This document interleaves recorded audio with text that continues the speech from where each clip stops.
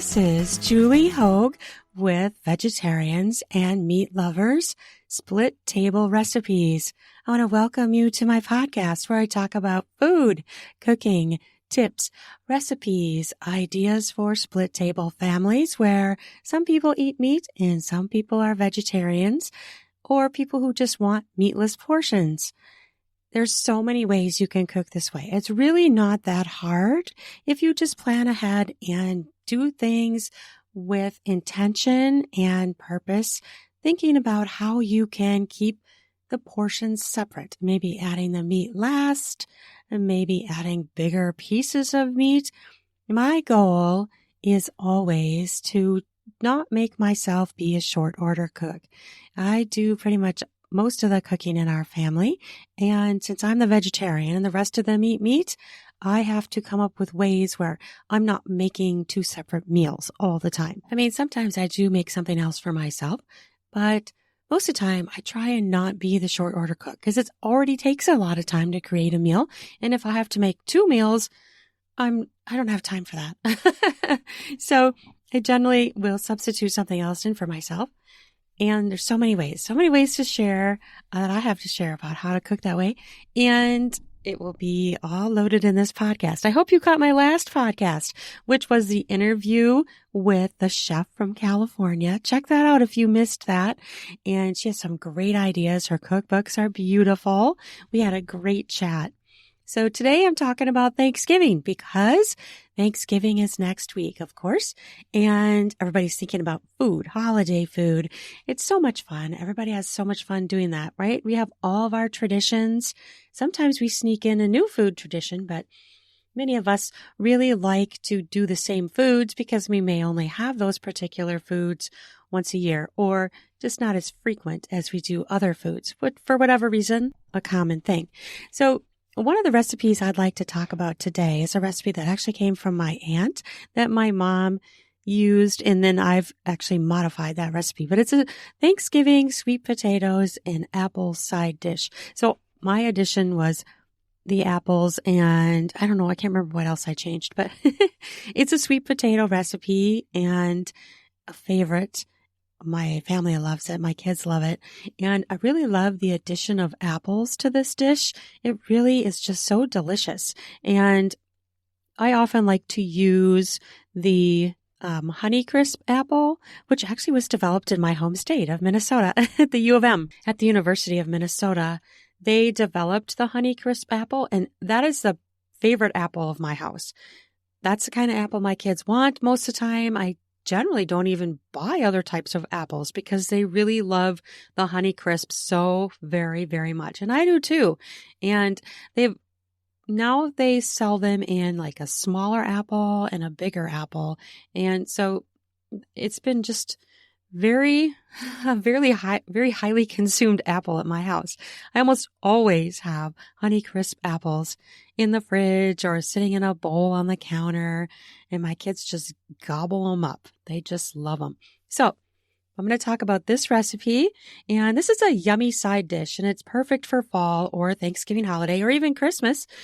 You know, you could make it any time of year, but again, it's sort of like a holiday special. It combines the tasty flavors of sweet potatoes, apples, and pecans.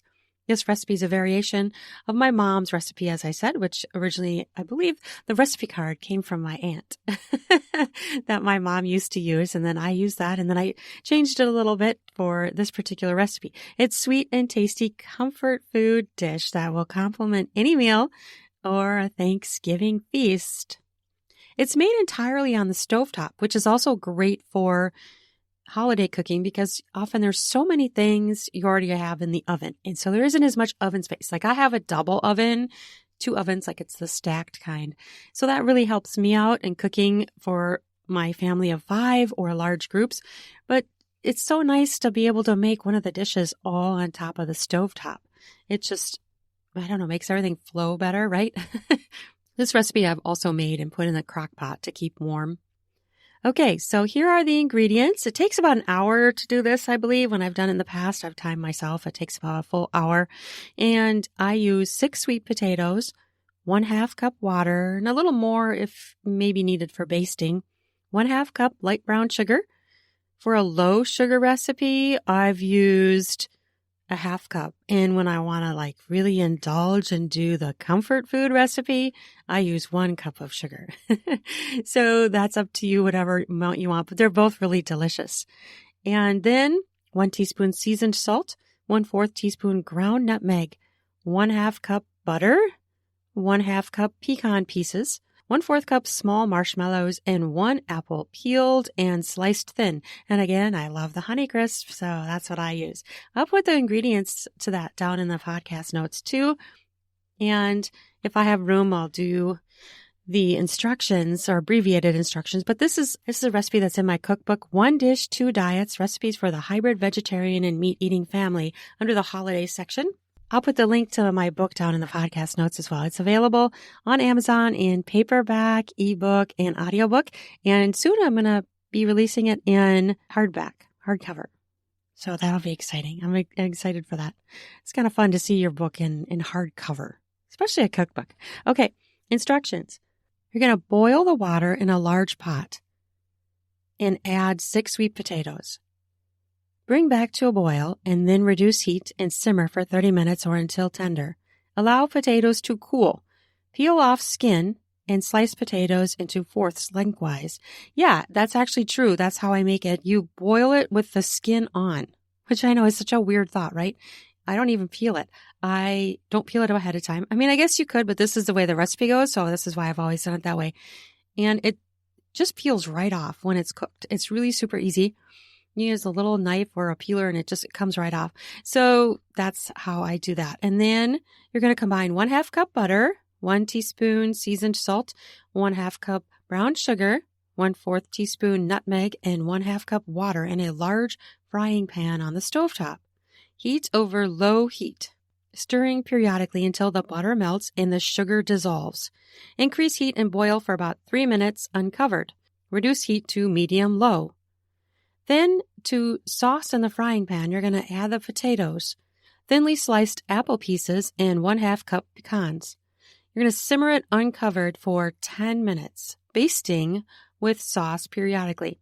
And one tip is don't stir the potatoes too much or they will become mushy. So I try not to like move them around too much or mess with them too much, but you want to baste them so it just makes it yummier. And if you need to add a little more water in here for basting, you can certainly do that at this point.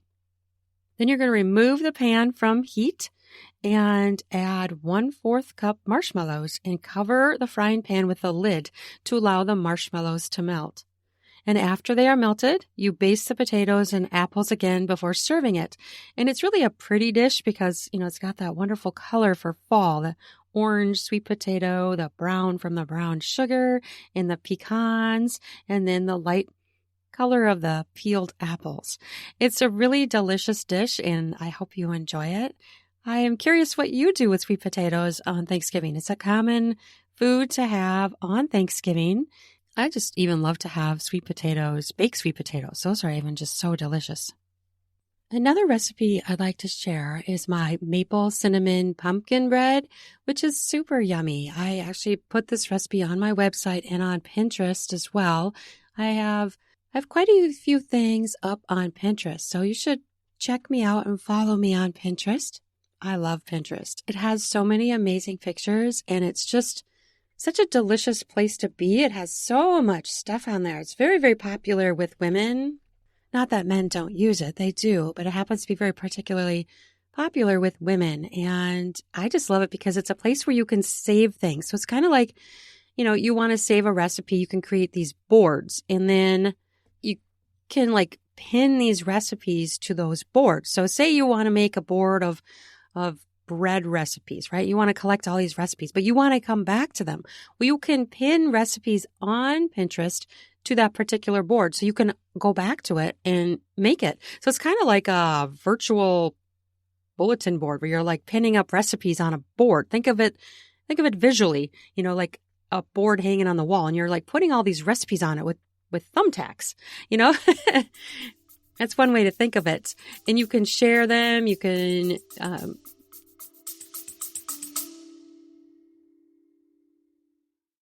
Instacart groceries delivered in as little as 1 hour. free delivery on your first order $35. Save yourself that trip to the market. Instacart delivers groceries in as fast as 1 hour. They connect you with personal shoppers in your area to shop and deliver groceries from your favorite stores. Free delivery on your very first order over $35. Following the link in the show notes lets Instacart know we sent you and help support our show. Multiple stores available. Shop all of your favorites on a single order. The products you love from your local stores. Hand-selected by shoppers based on your preferences. Delivery to your door in as fast as 1 hour. Instacart highlights deals to help you save money. Don't we all want that? Find everything you usually buy and get smart suggestions for new items. Instacart picks the freshest produce and keeps your eggs safe too. Woohoo! Those are things I want. Try it out today. You will love it. Share them with other groups. You can go into boards that are shared or group boards where you would see other people would do. It's a great site. And so on there I am at DANDJ Hoag. So DANDJHOAG, parenting tips, family lifestyle, and food blogger. That's what I have. So follow me on Pinterest if you're there. It's a great place to be, and I really love to share there. It's great too because it's so visual. You get these pictures, and they're just, even videos. They even have videos on there, so you can watch videos. I have videos on there as well. Okay. This particular recipe is pretty popular. I've had people comment on it on Twitter, on Pinterest for sure. And one woman commented that she loves to make this in small little loaves instead of like one bigger loaf. And then she gives it away as gifts at holidays to her family. So I just loved that idea. This is a maple cinnamon pumpkin bread. It's so easy to make. And it's a moist bread that is delicious for the fall when everyone is craving everything pumpkin, right? So perfect for Thanksgiving again. And it's easy to prepare and delicious, whether eaten buttered or plain. And my whole family loves this recipe. I am going to make this recipe this weekend because it's fun to make it around Thanksgiving. I'm going to be making pumpkin pie too because my house is full of pumpkin pie eaters. It's a snack bread and it's perfect also for breakfast or an afternoon snack with tea. I love it with coffee or add it to your Thanksgiving meal. Okay, these are the ingredients you'll need to make it. 1/3 cup light maple syrup. I like to use light. You don't have to use light. You can use regular. 1 15-ounce can of pumpkin puree.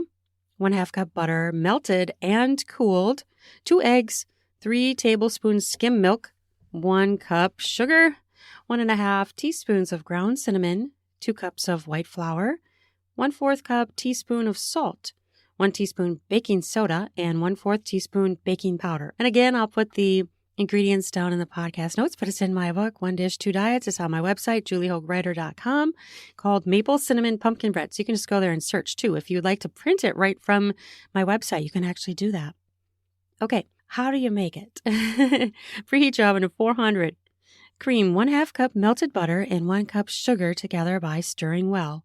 Add 2 eggs and 3 tablespoons of milk and stir well. Add 1/3 cup maple syrup and pumpkin puree and stir. And you add the full thing of pumpkin puree to clarify that. I don't want you to think it's 1/3 cup. The 1/3 cup only applies to the maple syrup. So you're going to add the full can of pumpkin puree. Combine 1.5 teaspoons cinnamon, 2 cups flour, 1/4 cup salt, 1 teaspoon baking soda, and 1/4 teaspoon baking powder in a separate bowl and stir well. So, and again, with many recipes, you're often doing the dry ingredients together and stirring them, and the wet ingredients and stirring them together in separate bowls. And then you're going to combine. So you're going to combine the wet and dry ingredients and stir well to mix. It just gets things mixed better. I don't know. It's just something I've always done in cooking, and I don't know where I learned that from. Maybe just doing recipes, but it just works better. Then you're going to pour the batter into a loaf pan sprayed with cooking spray. I love to use olive oil cooking spray because it's just better for you. Olive oil is just a better oil for you. And spread the batter flat with the back of a spoon just so that it cooks evenly. I like to make it flat. You know, it's going to mound up, which most loaves do when they cook. It gets mounded up in the the center, but I start out with it being flat. So it does its own thing after that, but I like to start that way so that it cooks evenly. Then you're going to bake it at 400 degrees on the middle oven rack for an hour. So 60 minutes. Then you're going to let it cool for 15 to 20 minutes and then remove it from the pan. I let it cool really well and long.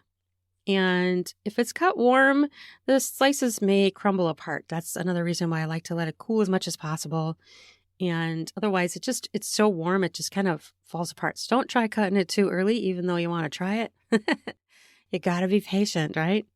Once it's cooled, I store it in a sealed container, and the crust may be hard and crusty at first. Sometimes when I've cooked this, it happens, but the crust often softens once it's stored in a sealed container, which makes slicing it easier. I have it with a pumpkin latte, maybe. It's super yummy. So much yummy good stuff.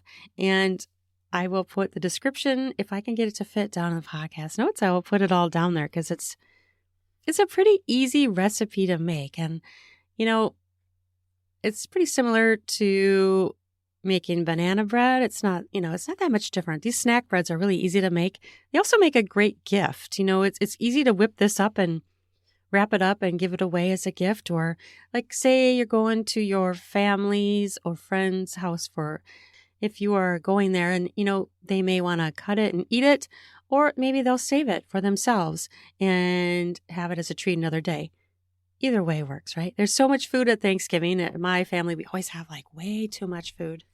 But that's not a bad thing because then you get leftovers. One thing that my husband loves to do is to take the leftover turkey and have it with sliced green olives on a bread and make it into a sandwich. I don't know where that came from for him, but he just loves the saltiness of the green olives and the turkey to make a sandwich. So try that this year with your leftover turkey. See if you think you would like such a thing. If you like green olives, you'll probably like it. Of course, I don't eat turkey, so I have not tried this. So this is a meat lover idea to take your leftover turkey pieces and turn it into a green olive and turkey sandwich. And you can thank my husband for that. I don't know where he even came up with this idea. I think it was something from his childhood. So maybe it was his mom or his dad or something, but somebody taught him that, and that's his thing. He loves to have that. So I try to make sure we have olives around Thanksgiving because that's how he likes to eat it. And, our family loves Thanksgiving leftovers, just probably like everybody else. In America, it's about to be Thanksgiving, and it's the start of the holiday season. Pretty soon, Christmas music. It may already be on the radio. It often happens about a week or so before Thanksgiving. And I look forward to that. I don't know about you, but it's super fun. And I love to celebrate even Thanksgiving with Christmas music, although we don't decorate for Christmas until the day after Thanksgiving. That traditionally has been when we will go look for our Christmas tree and bring it home either Black Friday, or that weekend. And it's always fun. It's a great memory, and it's the start of Christmas for our family. I know some families do decorate before Thanksgiving for Christmas, especially if they're having family come and they're not going to see them at Christmas. But we tend to wait and really go all out decorating for Christmas after Thanksgiving is over. Thanksgiving is a fun time to get with family and celebrate thankfulness, what we're thankful for. Everybody has struggles in their life, of course, but if you can celebrate what you're thankful for, Thanksgiving is a great time to try to shed that bad stuff and focus on what you're thankful for, the food you're thankful for, not only just your family, but the fact that you have a wonderful meal, that you have food that is specially made by members of your family that you're all going to enjoy together. Such a simple idea. We often forget to celebrate that and think about what great joy there is in simply everybody making some food at their own homes and bringing it to contribute to the meal so that everyone has a hand in the meal and we're sharing it all. It's such a simple idea that I feel like kind of gets taken for granted, and we don't really think about the fact that what we're doing is creating an environment, a meal where we're sharing something that we spent time on and worked hard on in our own homes, and then bring together to have as a meal.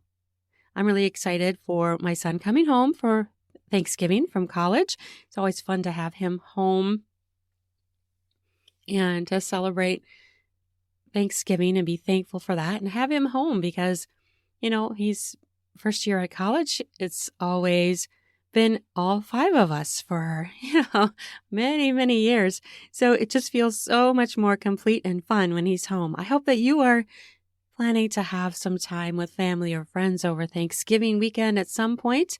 And I hope that you enjoy the food that you make. I'm curious what others like to make. There's always the usuals, turkey, of course, mashed potatoes. Our family often does stuffing and a relish tray, salad. I am making the mashed potatoes this year. And so I'm going to be making a big old vat of mashed potatoes and probably put it in a crock pot and bring it to Thanksgiving. And it's going to be super delicious. I hope that you are enjoying the start to the holiday season.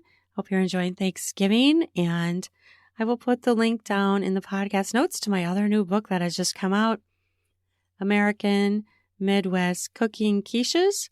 It's the start of my American Midwest Cooking series of cookbooks that I'm going to do. And I've already started working on the next one, which I was just going to do salads, but I think I'm going to do salads and breads. I like that idea, which is a perfect combo to have together. And I'm excited to announce that I have a partner in Instacart, and they are a great company. Have you ever checked them out? They are really quite amazing. I'm going to put the link down in the podcast notes where you can check it out. So I'm an affiliate for them, which means I advertise for them, and I do get a kickback if someone were to sign up. You can get groceries delivered in as little as an hour. I mean, that's pretty cool, right? I mean, what a great thing that is. And if you have over $35 on your first order, you get free delivery. And following that link in the show notes, lets Instacart know that I sent that to you and helps support my show. There are multiple stores available. Shop all your favorites in a single order. The products you love from your local stores and selected by shoppers based on your preferences. And delivery to your door in as fast as an hour. I mean, that's pretty cool. Say you're making food and you forgot an ingredient, or that's one thing I hate. It's like, I'm going to go grab, say I'm grabbing mushrooms or something, and then the mushrooms are they've gone bad. That's happened to me before. And I'm like, oh, then you can't add that particular item to your food, to your recipe. So that's such a bummer. I mean, what are the choices? You have to leave it off the recipe, or you could do Instacart. I love this idea. And the whole fact of getting it within an hour. That's pretty epic, right? The whole world has sort of exploded in deliveries with what everybody just went through with COVID. And I think deliveries are up and they're here to stay. They're so convenient. So many companies are doing them. They just really make life easier, right? And you say, like I said, you forgot an ingredient. That recently happened to me too. I was getting ready to make a pumpkin pie and I realized I didn't have a can of evaporated milk. I had told my kids I was going to make pumpkin pie last weekend, and I was like, okay, my choices are to go to the store or just wait till next weekend after I've gone to the stores. So I waited, and now I have it finally, and so I'm going to go and make it this weekend. But, Instacart would fix that for you. And, I don't know about you, but it's not hard to add up to $35 of food items to get it. I mean, that's super, super easy to reach that amount. Well, I want to thank you for listening to this podcast episode. I hope you check out my other podcast episodes. I will be talking more about holiday food coming up in the next few weeks. And I'm in search of another chef to have on. I'm excited to have guests on here as well. I love to learn from them. I really learned something interesting in that last podcast episode when I had the interview. She just taught me some things I hadn't thought about or known. And that's just very valuable to me as a cook for my family and just life lessons. I love learning from chefs. They have studied all this and they know. I mean, I've been cooking my entire life, but she taught me some things I didn't know about. So that was great.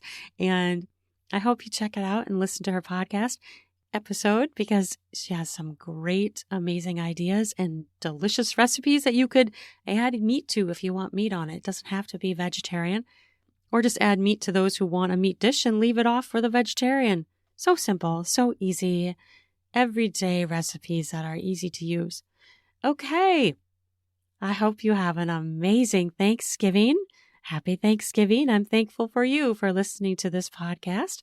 And I hope you follow me and give me a rating. Be the first to give me a rating. I don't think I have a rating yet. It would be fun to see your thoughts in a review and a rating for my podcast. Thank you so much for listening, and I hope you have a wonderful, amazing day and a wonderful, amazing Thanksgiving. Bye-bye now.